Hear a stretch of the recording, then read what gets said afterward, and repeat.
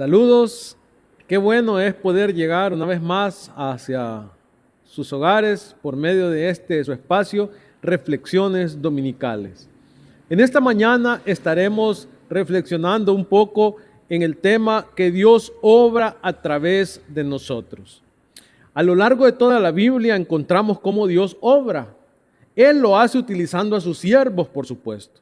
Algunos ejemplos que podemos mencionar son Noé, Abraham, José, Elías, Nehemías, Pedro, Juan, el apóstol Pablo y muchos más. Hoy veremos un pasaje en el que encontramos este principio en la vida de Moisés. Leamos lo que dice Éxodo capítulo 3 del versículo 1 al 10. Un día en que Moisés estaba cuidando el rebaño de Jetro, su suegro, que era sacerdote de Madián, llevó las ovejas hasta el otro extremo del desierto y llegó a Horeb, la montaña de Dios. Estando allí, el ángel del Señor se le apareció entre las llamas de una zarza ardiente. Moisés notó que la zarza estaba envuelta en llamas, pero que no se consumía. Así que pensó, ¡qué increíble! Voy a ver por qué no se consume la zarza. Cuando el Señor vio que Moisés se acercaba a mirar, lo llamó desde la zarza. Moisés, Moisés, aquí me tienes, respondió. No te acerques más, le dijo Dios. Quítate las sandalias porque estás pisando tierra santa. Yo soy el Dios de tu padre. Soy el Dios de Abraham, de Isaac y de Jacob. Al oír esto, Moisés se cubrió el rostro, pues tuvo miedo de mirar a Dios. Pero el Señor siguió diciéndole, ciertamente he visto la opresión que sufre mi pueblo en Egipto. Lo he escuchado quejarse de sus capataces y conozco bien sus penurias. Así que he descendido para librarlos del poder de los egipcios y sacarlos de ese país, para llevarlos a una tierra buena y espaciosa, tierra donde abunda la leche y la miel. Me refiero al país de los cananeos, hititas, amorreos, fereceos, heveos y jebuseos. Han llegado a mis oídos los gritos desesperados de los israelitas y he visto también cómo los oprimen los egipcios. Así que disponte a partir. Voy a enviarte a Faraón para que saques de Egipto a los israelitas que son mi pueblo. En esta porción encontramos algunos principios muy relevantes que no podemos pasar desapercibidos. El primero es que el Señor hará lo que sea necesario con el fin de tener todo. Moisés, podemos verlo en este texto en un giro totalmente diferente al que lo vimos al principio del libro del Éxodo. Allá lo vimos como un noble. Bueno, un hombre que había sido dejado ahí en el río por su madre y que estaba siendo cuidado por su hermana y que fue adoptado por la hermana de Faraón, a tal grado que él se desarrolló allí en palacio de Faraón, allá en Egipto. Fue a las mejores universidades de ese país. Era un príncipe de Egipto. Sin embargo, el texto leído da un giro y coloca a Moisés no como un noble fugitivo, sino como un pastor de ganado que hace su trabajo. Si bien había sido criado en la corte de Egipto y había gozado de bienestar y riqueza, esta nueva escena lo presenta conduciendo ganado ajeno y haciendo una tarea eventual que no tenía realmente un beneficio propio, estaba beneficiando a su suegro Jetro. En cierto sentido, esto acerca a Moisés a la situación de sus hermanos en Egipto. No es casual entonces que sea este el contexto narrativo preparado para introducirnos al primer encuentro de Dios con Moisés. Veamos entonces una vez más lo que encontramos aquí. Encontramos al Señor llamando totalmente la atención de Moisés para comunicarle un mensaje. Vea el versículo 1 una vez más. Un día que Moisés estaba cuidando el rebaño de Jetro, su suegro, que era sacerdote de Madián, llevó las ovejas hasta el otro extremo del desierto y llegó a Horeb, la montaña de Dios. Esta montaña es el mismo monte Sinaí, que más adelante el Señor utiliza para darle a su pueblo la ley. Versículo 2, estando ahí el Señor, vean ustedes lo que ocurre ahí en esa montaña ya. Estando allí el Señor, se le apareció entre las llamas de una zarza ardiente. Vean, Moisés, un hombre que tenía 40 años de dedicarse a cuidar ovejas en ese desierto. Ahora algo lo sorprende. Hay una zarza que está ardiendo ahí.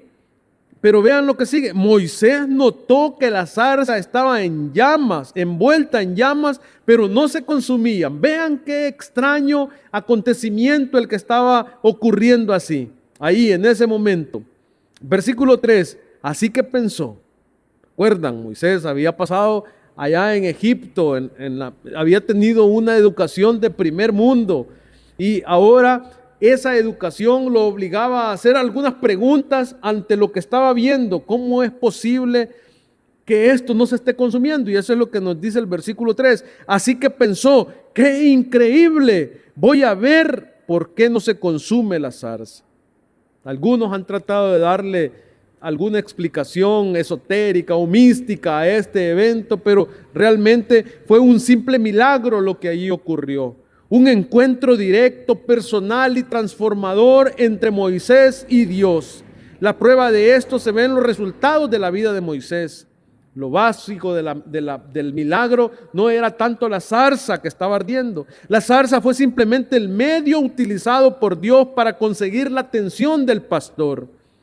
Al acercarse Moisés a la zarza, Dios puso fin a su vida de pastor y lo inició en una vida nueva como libertador. Ahora el Señor lo está poniendo a cargo del liderazgo o del pastoreo del pueblo de Israel. Versículo 4. Cuando el Señor vio que Moisés se acercaba a mirar, lo llamó desde la zarza. Moisés, Moisés, aquí me tienes, respondió. No te acerques más, le dijo Dios. Quítate las sandalias porque estás pisando tierra santa. Cuando estaba leyendo esta porción, me puse a meditar un poco en cuál es mi manera de llegar a Dios. ¿Estoy llegando con un corazón limpio, sincero? ¿O hay algunas cosas que me afectan en mi relación con Dios? No olvidemos que la palabra de Dios dice que sin santidad nadie verá al Señor. ¿Qué será que nos esté estorbando algo para poder tener esa íntima relación con Dios? Vean lo que pasa aquí. Cuando Moisés se iba acercando, el Señor le dice, quita tus sandalias de tus pies, porque el lugar en que estás es tierra santa. Y continúa diciendo, yo soy el Dios de tu padre, soy el Dios de Abraham, de Isaac y de Jacob. Y vean la reacción de Moisés cuando se da cuenta de quién es el que le está hablando. Al oír esto, Moisés se cubrió el rostro, pues tuvo miedo de mirar a Dios. Vean la reacción de Moisés. Pero antes de esa reacción, Dios no se identificó con Moisés como algún otro Dios, como un nuevo Dios. Se identificó con el Dios del pacto. Dijo que era el Dios de su padre, el Dios de Abraham, el Dios de Isaac, el Dios de Jacob. Él no había olvidado la promesa hecha a los patriarcas. Ahora había llegado el momento de cumplir la promesa. Quizás Israel había olvidado el pacto, pero Dios se mantenía firme. Queridos hermanos, entonces aquí hemos encontrado este primer principio que nos enseña el texto, y es que el Señor hará lo que sea necesario con el fin de tener su atención. Observemos el caso de Moisés. El Señor tiene totalmente captada la atención de Moisés. Pero vean lo que surge después. Cuando el Señor tenga toda su atención, le mostrará lo que quiere hacer. Podemos ver que a estas alturas de la historia, el Señor tiene toda la atención de Moisés. Está totalmente expectante. ¿Qué querrá decirme el Señor?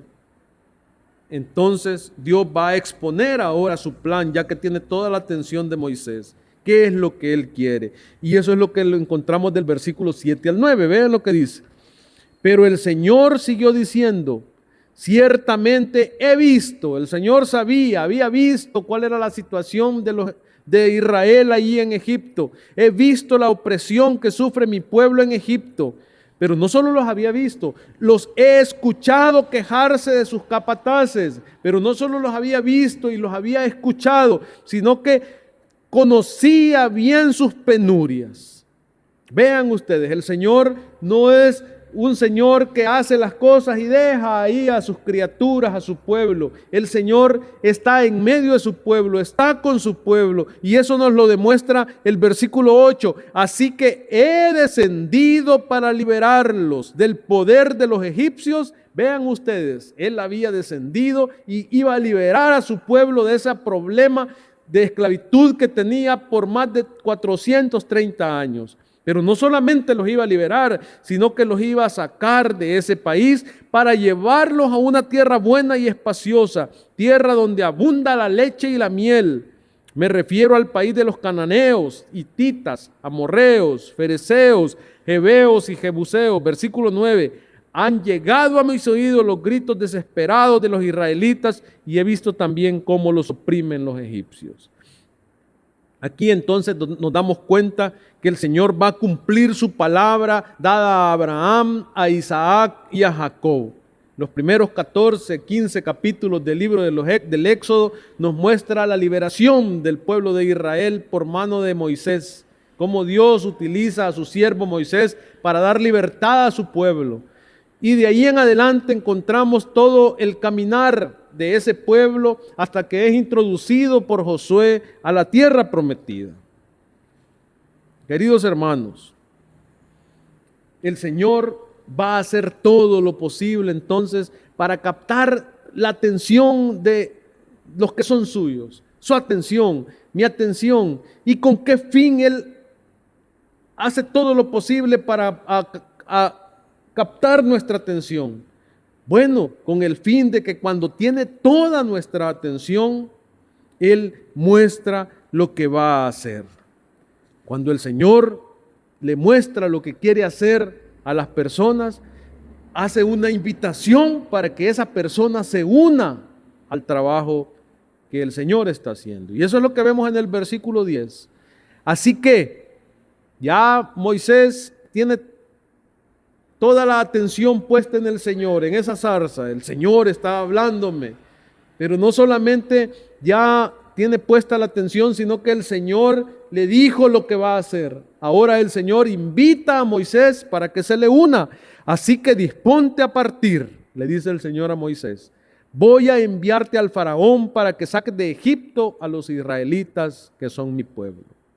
Al principio, Moisés prestó resistencia a la invitación del Señor, pero no pudo escapar. Queridos hermanos, no nos resistamos a la invitación que el Señor nos hace. Él quiere obrar por medio de usted. Él quiere obrar por medio mío. Si tenemos claro que el Señor nos está guiando a algo, no nos resistamos, ya que Él quiere obrar a través de nosotros. Quiero finalizar mostrándoles la reacción de los primeros discípulos a los que nuestro Señor llamó. Mateo 4, del 18 en adelante dice: mientras caminaba junto al mar de Galilea, Jesús vio a dos hermanos. Vean esta escena. Uno era Simón, llamado Pedro, y el otro Andrés. Echaban la red al lago, pues eran pescadores. Vengan, síganme, les dijo Jesús, y los haré pescadores de hombres. Y vean la reacción de estos dos hombres. No se hizo esperar, sí, el otro año, o cada 15 días te vamos a seguir, Señor. O mejor, solo la Semana Santa o en Navidad, porque estoy tan ocupado. No, vean la espontaneidad de estos dos hombres. Al instante dejaron las redes y lo siguieron.